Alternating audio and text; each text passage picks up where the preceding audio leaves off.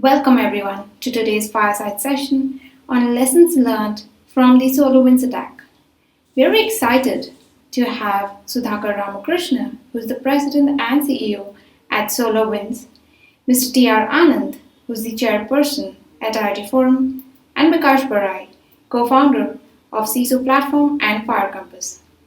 This session is brought together by efforts from TIE, IT Forum, Bharat Innovation Fund, CIIE, and CISO Platform. The SolarWinds hack was one of the largest and most sophisticated attacks in recent times. We're excited to learn from the speakers today on their lessons learned from the attack and how one should chalk the way ahead for their organization. Over to you, Mr. Anand. Welcome and good day to all of you here.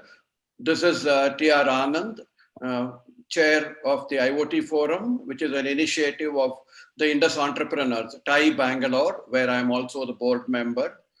I'll just take a few minutes to introduce IoT Forum and connect this up with the CISO platform and why we are having this session today. So just for the benefit of those who are not aware, of the IoT Forum is a think tank initiative of TIE Bangalore, started in 2014. For the ecosystem and community of startups in the IoT area. We have a vibrant community of over 2,000 startups in India who are our active members. And when I say think tank, we do 3 or 4 things. One is we do policy shaping, we do community building, and then we enable startups. So in the community building, and to put the perspective, IoT today encompasses a whole lot of technologies. You know, apart from the basic IoT, we have AI, we have 5G, we have edge, and we have security. So we bring programs in coordination with different industry associations in this space. And today's program is IoT Forum on security with CISO Platform. So that is the connection that we have today. So I'm very happy to co-host this with Bikash. Let me just first introduce Sudhakar, my good friend, and thank you, Sudhakar, for joining us today and to chat with us today. So to formally introduce Sudhakar, he's a global technology leader in the space of networking, mobility, unified communications, security, cloud, collaborative computing, and so on. Okay, so he's really led businesses in each of these areas. So the companies where he has been associated with are Motorola, Polycom, Citrix, and most recently with Pulse Secure. Just to put this in perspective, Sudhakar joined SolarWinds after the hack. In fact, he was picked to be the CEO in January 2021. And therefore, he has a whole lot of challenges which he is going to address.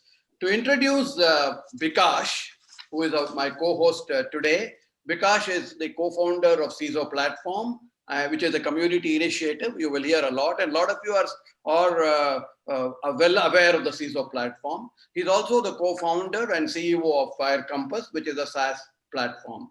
Prior to this, he was the CEO of Cigital India, which was acquired by Synopsys. And prior to that, the co-founder of iViZ Security, which got acquired by Cigital. Okay. Bikash has a BTech and an MTech in computer science from IIT Kharagpur. And since I didn't give the education background of Sudhakar is science from Kansas State University and a management graduate from Kellogg.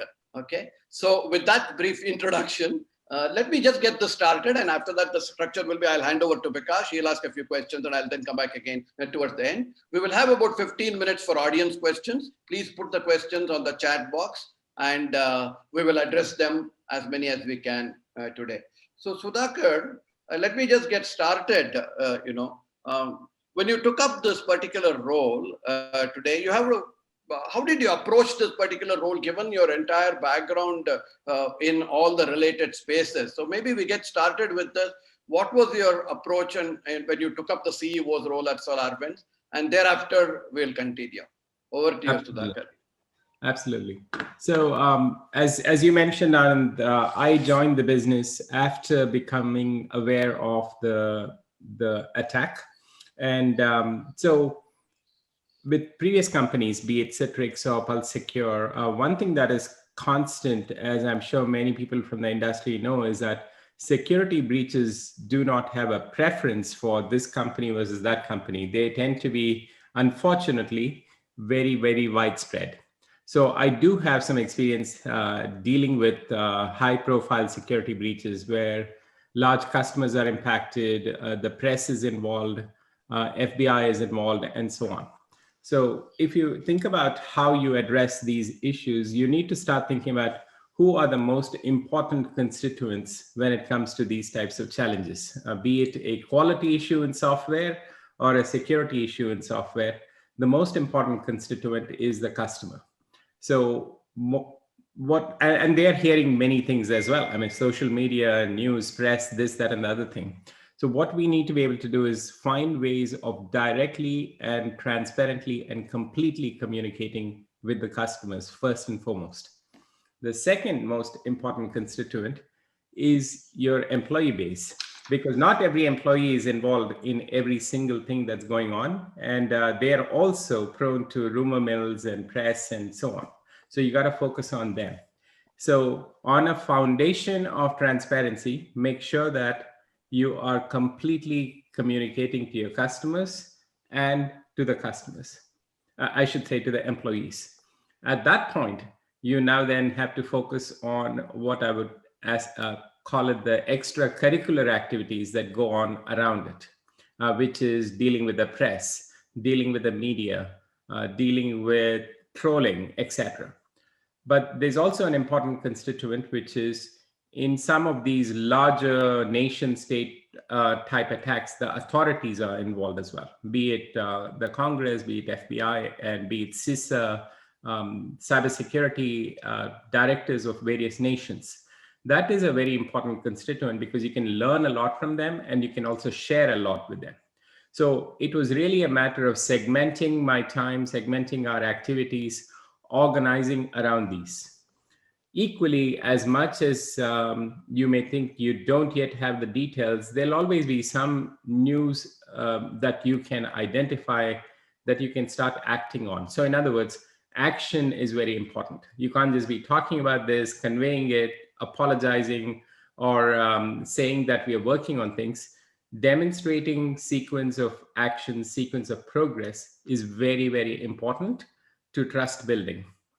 So if I were to sum it out, it is transparency, it is communication, it's action, focused on your customers, focused on your employees, focused on authorities where it matters, and doing whatever is required to deal with the other constituents like press and so on. So Sudhakar, let's do something like this. So you had probably been through an experience which others could have made a movie out of and learned from that. So let's do something like this. We'll get into the battlefield, and what I would try to do is have a chat with you and understand the details of some of those and see what we can take back as a learning, because I hope the rest of our community member doesn't need to live through this, but at least we can learn through this. And as a part of my advisory role for a few companies where I'm part of the advisor, etc., I had handled a few breaches, unfortunately, not of something of this scale. So I can understand how, I mean, interesting, exciting, whatever you call it, in order to frame it in the positive way, it had been for you. So let's do something like this. Let's get into it and kind of try to dissect it. And as a broad level, what we would like to do is to go through the phase of what you did when you heard about it, to manage that period, to what did you do post that, what had been some of your key learnings. So that will be my kind of goal of discussing with you today, in terms of dissecting it, analyzing it, fuzzing it, reversing it, whatever we might call. So let's get started. And by the way, as we get started, I generally talk about as a startup guy that building a startup is like driving a car while you are building it. And I know we have Reed, the founder of LinkedIn, who says that it's like jumping from a cliff and building the aircraft while you are going down, trying not to crash, right? So I guess your experience had been slightly different. You got welcomed in this great grand aircraft, and as the aircraft took off, the pilot said, "Mayday, mayday, we are crashing," right? So that had been your onboarding as a CEO. So let's talk about this. How had been that experience? How did you get to know about that incident? What happened on that day? So let's talk about that day zero of the event. So why don't you take us through that? So yeah, some of you may have read about this in the trade press. That it was, some parts of my experience here have been surreal, I would say. So the way I came to know about this was on December 12th. This was well after I had signed my papers and I was anticipating to join in January 4th, on January 4th. And my plan really was to take the rest of December off, was kind of the hope, let's say. On December 12th also happens to be my birthday. And so that evening, around 9:30 in the evening is when I got a call from the SolarWinds General Counsel, Jason Bliss, saying, "Hey, we have been made aware of a security breach. We don't have a lot of details, but I just wanted to inform you, given that you're the incoming CEO of the company." And so at that point, he did not know a lot of detail. This was December 12th. And by December 14th, which was Monday, the whole news was like out there. So in a matter of 48 hours, the news was out there. Just ironically, on December 12th, which happened to be a Saturday, I believe, I had been sitting down and saying, okay, if I'm going to take the rest of December off as I start in January, what will be some of my priorities? I do this with every job that I go to based on my understanding of the job, based on the understanding of the needs of the job. You start listing out the priorities. And not because I knew anything about security, but because security is important and must be important in every business, I started writing things about the security posture of the company. What is the security posture? What is working well? What's missing? What's needs to be improved, etc. So I simply said to him, hey, it's ironic that I was just thinking about this today.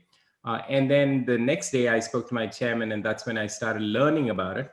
But the good news, I would say, if I can call it good news, is that the team worked pretty much through the weekend to come up with patches for customers to upgrade with, so that they don't have to suffer through the consequences of the breach.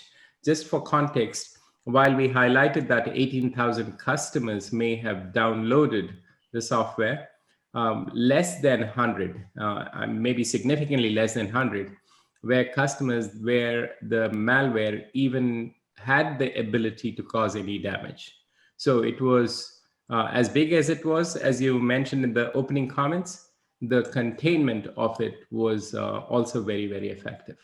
And so from December 12th onwards, it's been like a continuous cycle, I would say, all the way through March, when we were able to, for the most part, get customers upgraded, settle down, and so on.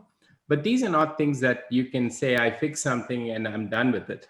If there is one takeaway that the audience can have today, it is that security must be a continuous and conscious effort in all corporations at all points in time. You don't really react when something goes wrong. You're always looking at what could go wrong, what might go wrong. How do I prepare for it? Number one. Number two is that despite your best efforts, accept that something can actually go wrong, because there's always more thieves out there that are trying to attack. And when that happens, what do you do about it actually is even more important, because no matter the size of the business, I mean, you probably all saw the nation state attack against Microsoft Exchange. right? I mean, they have probably the most security researchers in the world, most security resources in the world. They got impacted as well. So the way I describe SolarWinds, and many people have asked me why SolarWinds may have been a target, is that I have described it as the price you pay sometimes for ubiquity. We are deployed in over 300,000 customers. We perform a very critical function for those customers. So you are a large target. When you have large targets, people can go after you. And that creates a different responsibility on us to be continuously vigilant and do something about it. Yeah, that's a great point, as Sudhakar, you mentioned. And interestingly, I mean, going back in time, in my previous venture, security research in terms of discovering zero days was one of our hobby projects. And we, interestingly, just focused on breaking security products. We also broke non-security products, but that was less challenging. Yeah. So we thought, let's try to break security products. And we broke Microsoft BitLocker's encryption, which we presented at DEF CON. McAfee Safe Boot, Intel HP Lenovo's BIOS security, Symantec backup, and some of the like top security products. So interestingly, what we figured out was that many of these products are so much like implemented across the world that they can be one of the prime targets from the perspective of the bad actors, right? And so we thought, why not do that research? And this research today is being done by probably more of nation state actors. When we did, it was more like security enthusiasts, and today it has become a lot bigger than that. So everybody needs to worry about, and you brought up a great point that how interesting you are is probably based on how much of footprint you have, right? If you have a wider footprint, and everybody can be kind of impacted. So let me come back to one of the areas, like when it comes to response, you had to respond to the board, right? So we'll go through each of the stakeholders. Let's talk about how did you respond to the board? How did you communicate to the board? What had been the experience like? Yeah. Let me put it this way. I've dealt with public company boards, private equity boards, and private or VC boards. I sometimes think that there is an approach or an attitude that you are on one side and the board is on the other side. And having been a board member many times, including presently, I would say that is a incorrect notion to have. The board is on your side because the board's responsibility and your responsibility as a CEO are almost identical. Yes, you report to the board, but their interests and their concerns are identical to yours, or must be identical to yours. When they are not, there is a different set of issues that you have to deal with, right? Those could be issues based on trust, prioritization, lack of alignment, and so on. So in this case, the board was just as much in the boat as I was. So what do you do with the board? At the same time, they are not in the action. They're not dealing with the issue on a day-to-day basis. So keeping them posted. So the way it happened was in the beginning stages of the breach, there were at least 2 board meetings a day, like one in the morning, one in the evening, and something in between. As we started kind of making progress, it was 1 a day. Then subsequently, it became twice a week. Subsequently, it became once a week. And then now it's kind of back to, call it, normal cadence. So the most important thing, just going back to that transparency and collaboration aspect across the constituents, I would say the same approach was taken with the board as well. Here's what we know. Here's our hypothesis. These are the things that we do not know. These are the things we are working on. And this is the progress. So in many ways, I tend to run some of these larger initiatives as projects and programs, because everything requires some level of discipline, some level of rigor, some level of closed loopness, if I can call it, right? So what's important is no matter how many details you know or not, put those things on a piece of paper so that people can look at it, understand, okay, this is step 1, this is step 2, this is step 3. So what's important when you are in the middle of a crisis and when you're in a very chaotic situation, because you're getting input and getting data from all circles, is to basically calm down the team.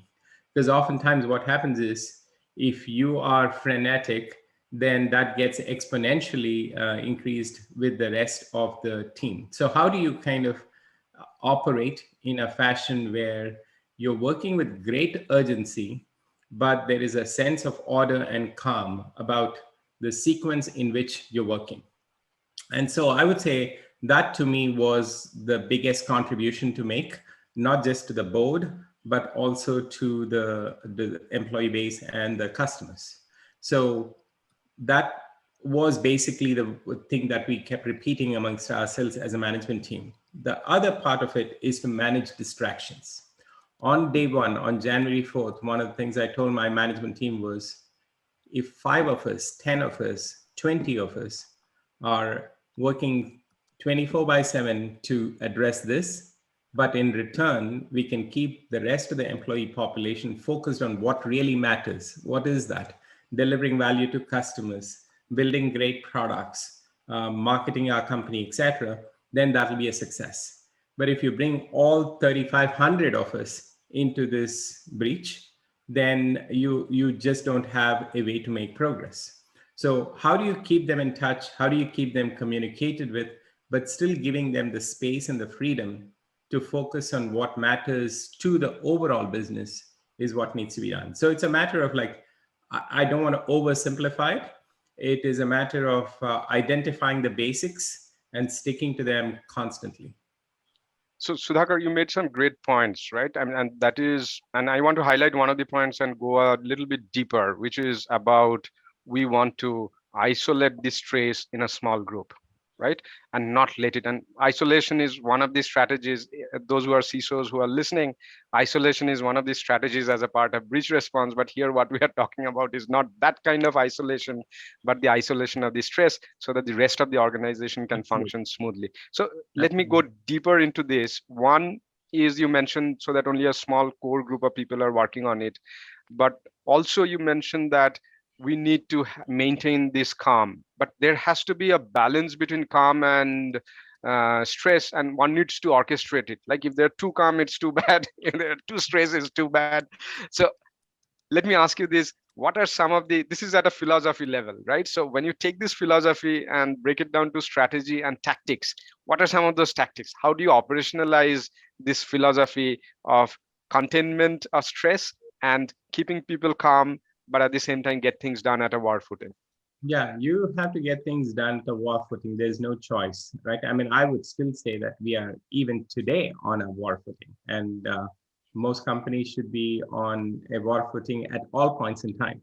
But the important thing is to have a purpose behind that war footing. So going back to how do you stay calm and still work through this? First and foremost, you need to start building frameworks and hypotheses, because at that point in time, you really don't know what actually happened. If you sincerely don't know it, that's okay, but you go ahead and discover it.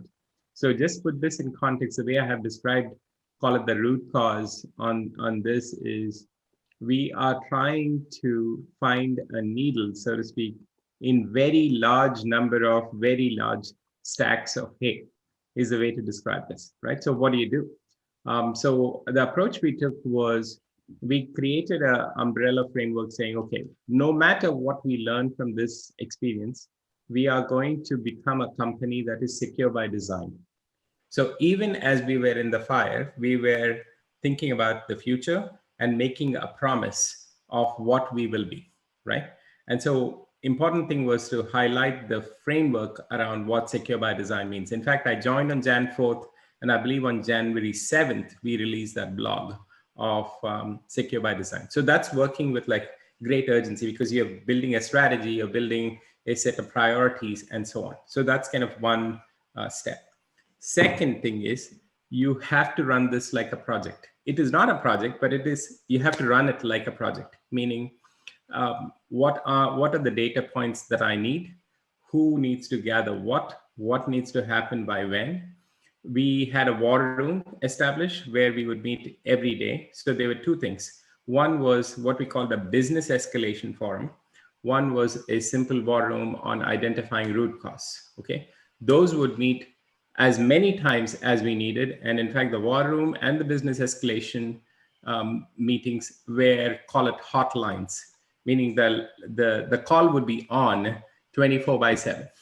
So if you had a point, you'd come there, gather, talk, and move. So that was one. Second is the challenge to the team and stretching of the minds of creating as many hypotheses of what could have happened, because security breaches or anything for that matter in technology, there's a set of common patterns. Yes, there'll be a nuance here, a nuance there, but how do you identify all the hypotheses and start sifting through those? So that was the second major thing that we did. And every day the structure would be the same. Go through these things. What did you learn new? How did you fix, et cetera, et cetera. So it was a matter of what, 2 weeks after we started the investigation, maybe 3 weeks, that we were able to identify out of so many build servers, one piece of malware, decompiled it, and identified the source code. That is not something that many companies can do.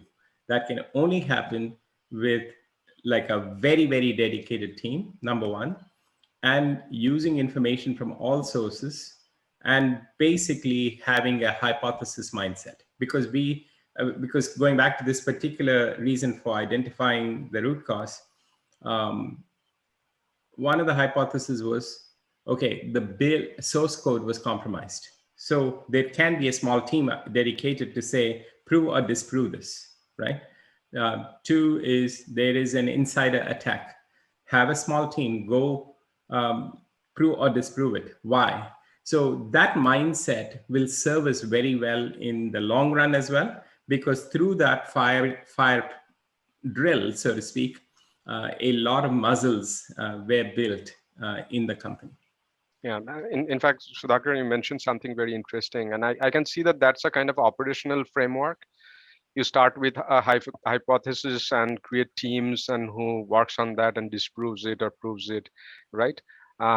But another interesting part outside of the operational thing is the moment you look at it as a hypothesis, you don't associate with it so much as an individual. That creates a bit of distance, right? And that also helps people to stay calm. And another very interesting thing, which I try to do in places where I am involved, and I'm sure many others also do the same.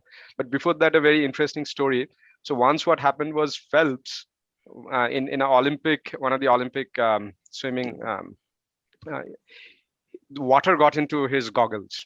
And I'm not a swimmer, but that's considered to be something pretty bad as a swimmer, because you if you want to win the gold, right? So he kind of had to swim blindfolded. So he reached the other end, and once he got up, he saw that he created a world record. And then people asked him, like, how did you manage to do that? So he said, you know what? Every night when I go to sleep, this is what my coach told, that think of various scenarios and imagine yourself into that. And this is one of the scenarios which I had thought a few times. So I knew how many strokes I had to do, and I did not feel kind of that stressed, etc. That's an excellent point. That's an excellent point, because as we think about, okay, you learn things from this. So what do you do about this, right? So we have built red teams within the company now, right? So the job of a red team really is to simulate attacks on us. I call them synthetic attacks, okay? So this is run by my CISO, my Chief Information Security Officer. So the way we have done, and this is one of the important lessons learned that we've also published on, is the way we are approaching it is the tools and the techniques and the procedures that the CISO team will use is not known to anybody else in the company. I obviously know about it. My CIO will know about it. But the idea is, how do you attack from within? And how do you generate synthetic attacks? And by that, what I mean is they're not like real attacks, but these are simulated attacks. And this is not like a completely new concept, because if you think about like wars and how people used to simulate wars, it's similar to that in that construct. Although you don't ever want a war, this is about how you can continuously keep this thing top of mind. Because one of the biggest concerns I have about any security issue is, once a company overcomes that, there can be a complacency that can set into the company, meaning that we overcame this, so we can overcome anything, possibly. But why do you have to go through that cycle one more time? What can you do to prevent it is really the focus here. So we are creating some really new techniques in that space as a result of learning from this experience. Interesting. So Sudhakar, you brought in red teaming. That interestingly is my current area of passion, and we have built certain technologies and platform to automate that, because getting red teamers is very hard. I mean, there are very few people out there, and how to make it continuous. But we'll not get into that topic because the topic is something else. And you mentioned about CISO, and that brings in a very interesting question. So let's segue to that. How was your discussion with the CISO? How did that go like when the incident happened? Yeah, look, there are a lot of people at SolarWinds who were very upset and angry that this happened, because it happened under our watch, right? And the CISO was somebody who took, his name is Tim Brown, and he's still our CISO. He took responsibility, saying, what could we have done differently? What could we have done better? And the fact of the matter is, as I looked at the security posture of the company, the investments that we had made, the tools we were using, the templates that we had, they were no different than most other companies out there. So yeah, any one company can improve here, improve there, but it wasn't like there was negligence. So I looked for, okay, is there incompetence? Is there negligence? Is there too much being taken for granted? Those are, I would say, reasons to place accountability, not blame, mind you, but accountability. But when you don't have those things and you are dealing with a possible nation state attack, then you can't pinpoint the responsibility on one person. Yes, I agree that it's fashionable to come in and say, okay, you're the CISO, you should be fired, etc., etc. That's not how my approach is, because that could have happened under anybody's watch. What you should be looking for is there like a real focus on learning from this? Is there a real focus towards action? And was there incompetence or negligence in the past? And when you don't have evidence of that, you need to support the team, not beat the team up. That's a great point, Sudhakar, that you mentioned. And I think that's a very interesting message to also many of the security professionals who are listening here, that this is how a CEO thinks. So it's very important to be transparent about things, right? And that's what a mature CEO will respond, and a mature CISO will respond. So let me ask one question. Like I'm sure you, or my guess is you watched the movie Groundhog Day. Did you? Yes. So if you okay, so if you get a chance to go back and live that day again, what are the things which you will do differently? If I've been asked this question before. As a company, the way I would say it is, while we have come out with more positivity than not, what we underestimated, I would say, was the level of noise in the press. There was a lot of misinformation. There was a lot of, to put it mildly, drama in the press. And if I were to rewind the clock and say we would have done one thing better, we probably should have put a lot more PR firepower at it. That would be kind of one thing that I would say we learned as we went through this process. Quite honestly, my instinct would not be to do that, meaning you want to put your dollars with your customers, with your employees, and so on. But you also have to recognize we are living in a very different media world. And I'm sure those of you on this Zoom call can attest to that, coming from where you come from. And so managing and working with the media is also a very important aspect of it. But we stuck to the basics. We told them what we know. We were transparent. And after I came on board, I spent a ton of time with the media as well. And that's what's helped us. But we could have done more there. Great. And now the kind of event is over. Now the team is running the operations, etc. So I have a couple of things which I wanted to discuss with you. That is, what are those major changes that you brought in as a part of the security governance? And secondly, now that you meet your CISO, what are the kind of expectations that you have from a CISO? And I'll have a follow-on question on that. So what are the changes that you have brought in after this, and what are the major expectations that you have from your CISO?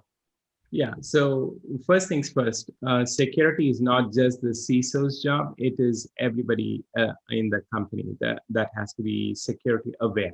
Suppose I'm clicking on a link I get and that creates a phishing attack on my company. That could be due to a number of reasons, right?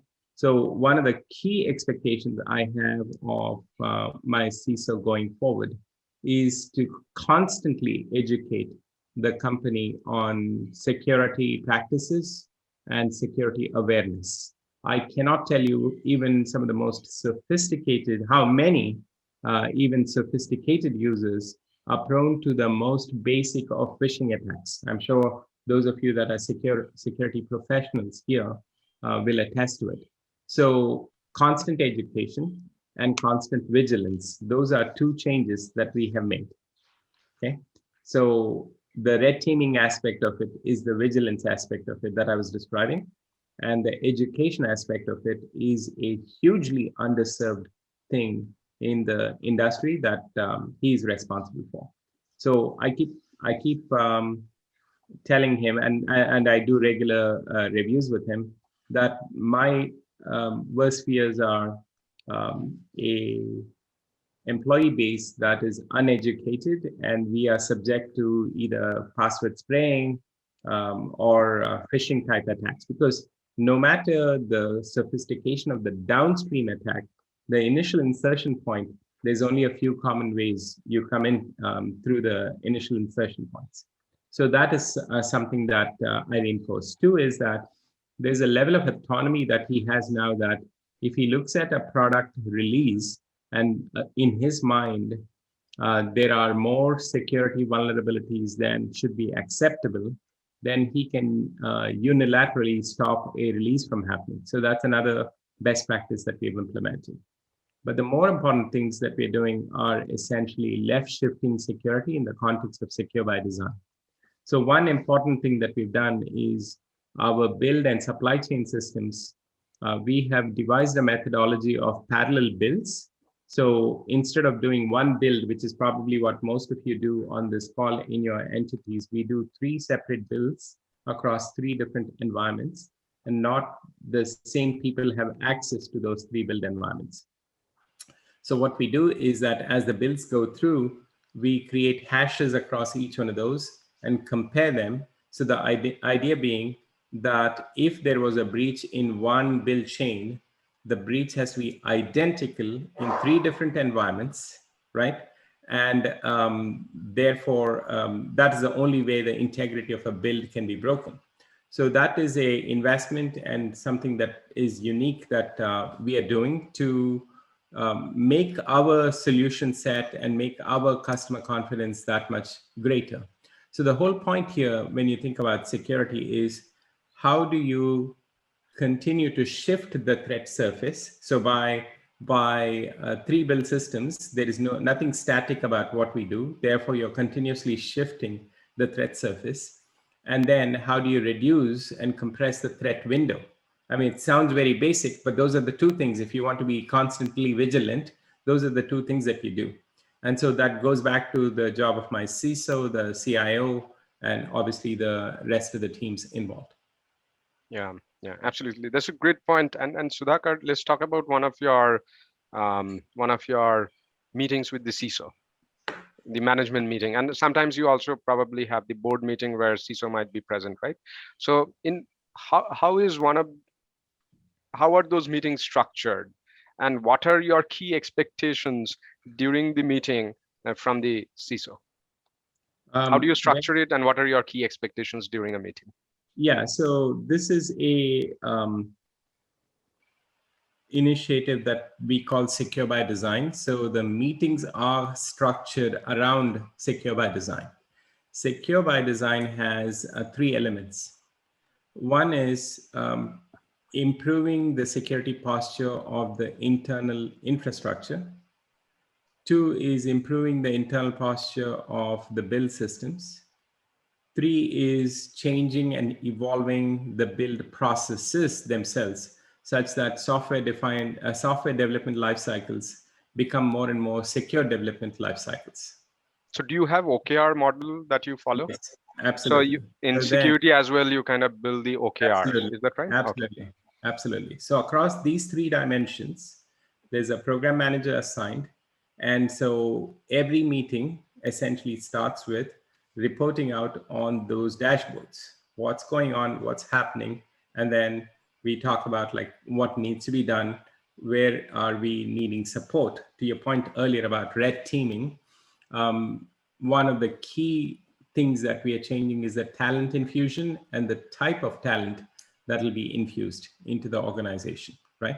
So those are some of the things that we discussed there. And as it relates to the board meeting, we don't tend to create new material for the board meeting, because if you're doing it right, you should be able to take stuff that you're doing internally and then just be able to project it externally. Great. So one interesting thing which I probably would like to highlight, Sudhakar, is like this is something which I sometimes discuss with various either CEOs or CISOs, and the answer to this question is very different depending on the type of organization, depending on the CEO, how involved the person is, how technical it is.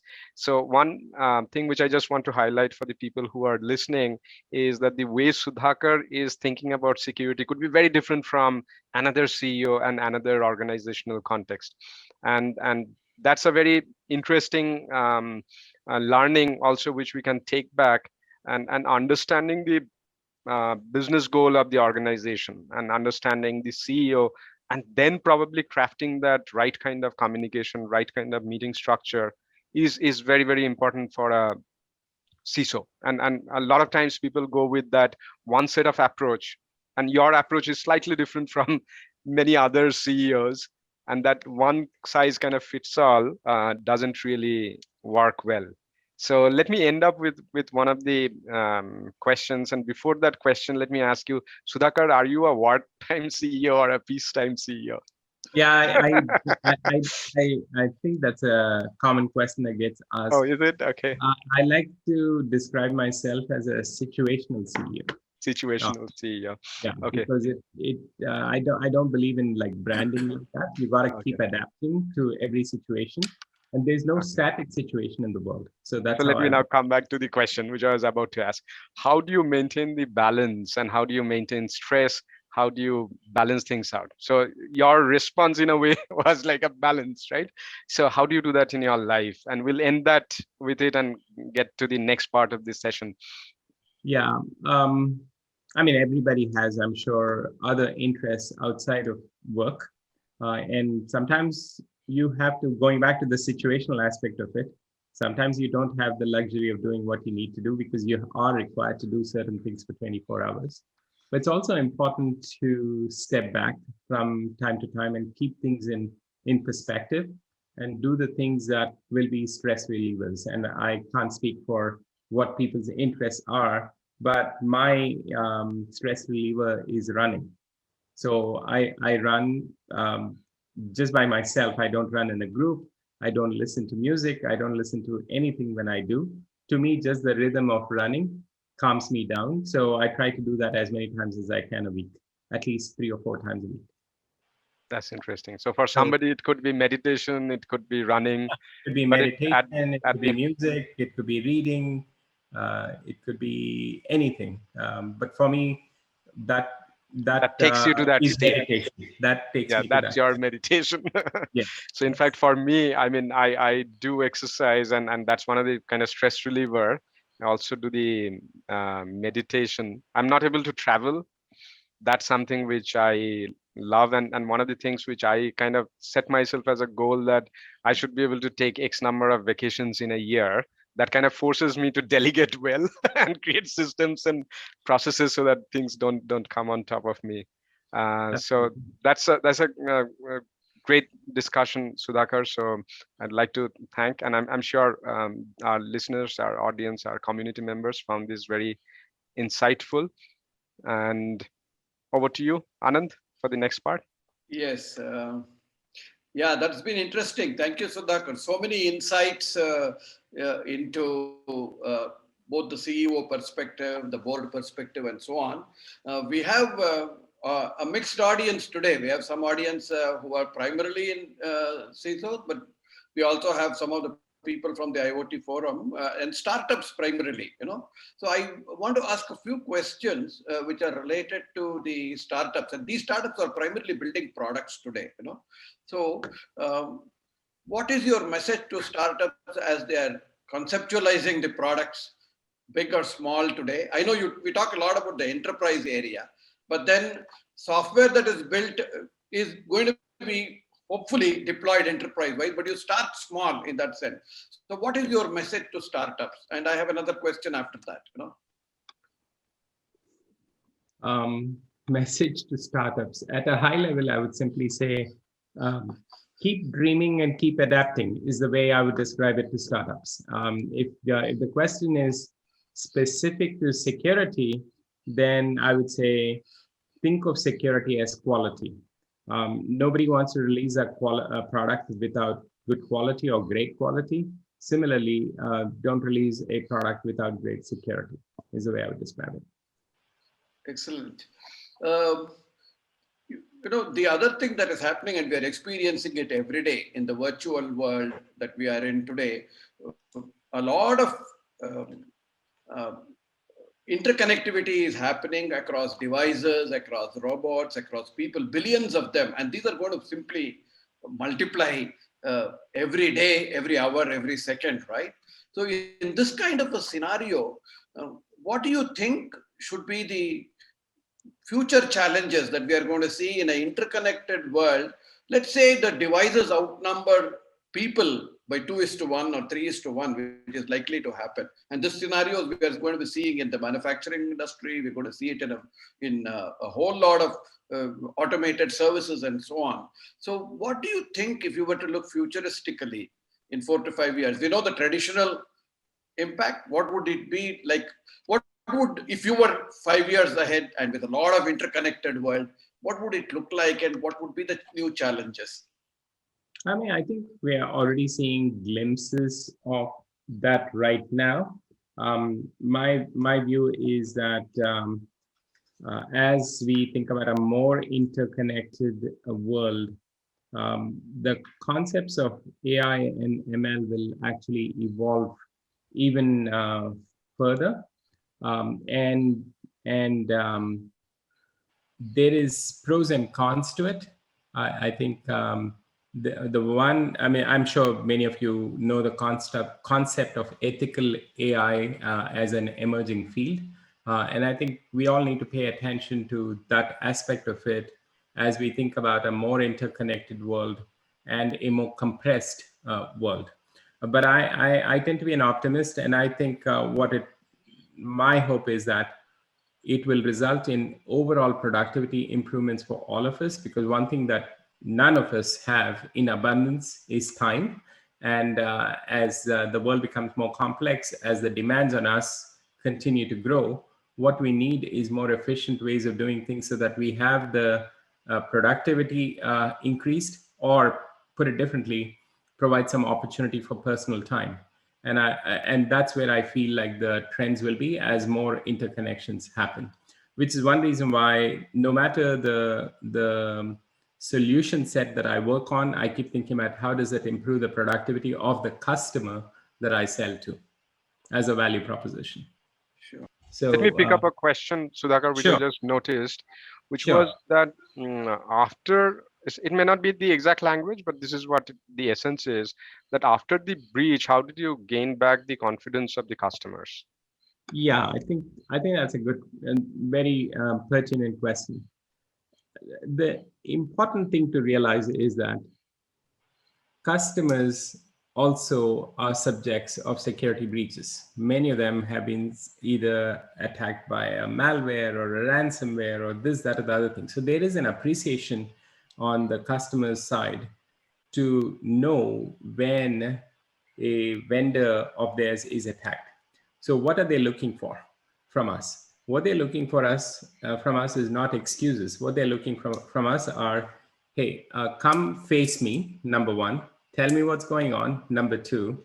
What are you doing, number three? And what are you learning, number four, right?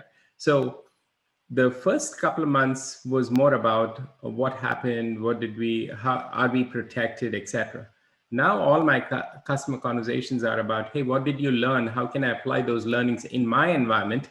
Because many of us are also software developers for our downstream customers. And so how do I protect my own environment? So trust building requires, I mean, again, I'll go back to the basics. Trust building requires transparency, communication, and action. Simple. It's not simple in the sense that it is incredibly painstaking. It is when you start deflecting the responsibility on somebody else. It is when you don't face the consequences of your actions that customers lose more trust in you than actually gain trust in you. Most customers, most reasonable customers, which I believe most customers are reasonable, will understand when you have an issue because they themselves may have had an issue or nobody's expecting perfection. But they should not accept it if you don't take responsibility, if you're not transparent, and if you don't act. Yeah, and Sudhakar, very interestingly, I had kind of been part of some of the breach response, etc. Sometimes inside it and sometimes observed it from outside. And what you mentioned is super valuable. We have seen in a few cases where the organization and the CEO did not go ahead and accept it. Later, others came and kind of gave a proof that, see, what you are telling is not right, etc. And then they did not kind of respond back, etc. So I've seen a lot of times not responding immediately, that creates a loss of trust. Like when media reaches out or others reaches out, it's very important to just acknowledge that, yes, we heard you, we are working on it, we are going to come back. If we don't have an answer, it's a good idea to just tell that. So I have seen people missing that out by not responding sometime. And secondly, sometimes by exactly what you mentioned, not taking the responsibility and accountability. And when we take that, it's a very important thing to talk about. Here's what happened, this is what we are doing, this is how we are going to make sure that it is safe going forward, etc., etc., and also showing that roadmap to everybody. And I don't know whether the same thing works well in case of politics or not when you work at a very large scale, but definitely that works in the enterprise segment. Definitely it works well with all mature customers. Absolutely. Sudhakar, there are two more questions which I may ask, which I picked up from this one. First question is, were there any changes to the governance model after? Did you introduce any changes? That's probably of interest. Yeah. And there is a second one which I'll take up later. Yeah, the first thing, one of the first things I did was set up a technology and cybersecurity committee of the board. So we had a Norm and Gal committee, we had an audit committee, we had a comp committee, which is what most companies have. Okay. So we set up a technology and cybersecurity committee of the board. That includes 3 members. One is the CIO of JetBlue Airways. One was the CIO of Charles Schwab. So very accomplished individuals in their field. And the third person was me. So it was a 3-member committee. So we have oversight for the security posture of the business, the best practices. And so I've been talking about that quite openly with other forums as well. And some of the other boards are implementing similar practices on a proactive basis. The second one is more with respect to your responsibility. What steps have you taken to restore the brand image of SolarWinds? Yeah, I've always believed in the following. Your brand is really a function of your people and your products and the attitude you display to customers. That's the way you create longer term brands rather than a brand campaign and change the colors of the logo or come up with a new logo and so on and so forth. To me, that's not brand building. So we are building our brand. And I would be so bold to say that if you ask customers, do you trust SolarWinds? 9 out of 10 will probably say yes. And not because we built the most secure products, but because of how we dealt with this situation and how we are dealing with the situation going forward. And so to me, that is a aspect of brand building. Going back to the point I made about security being continuously vigilant, branding is also a continuous process, and it's not not a one-time thing. It's continuous. Okay. I think we're reaching towards the end, but any advice or comments to CXOs?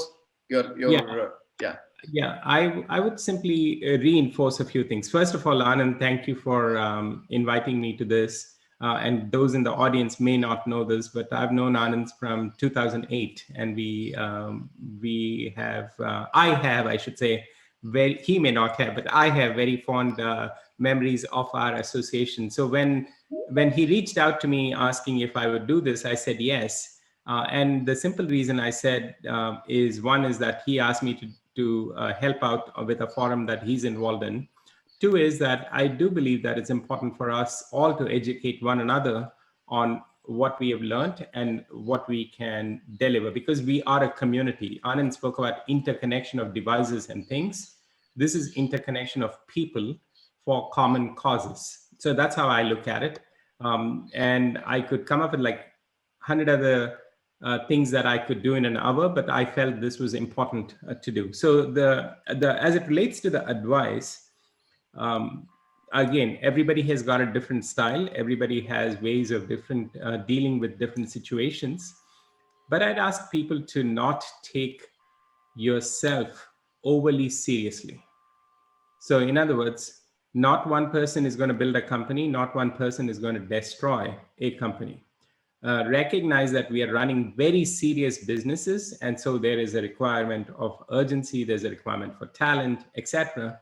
But sometimes if we take ourselves too seriously, we'll probably make the wrong things for our company. So how do you run a serious business but not take yourself seriously is probably one bit of input I would give. That's a much longer topic.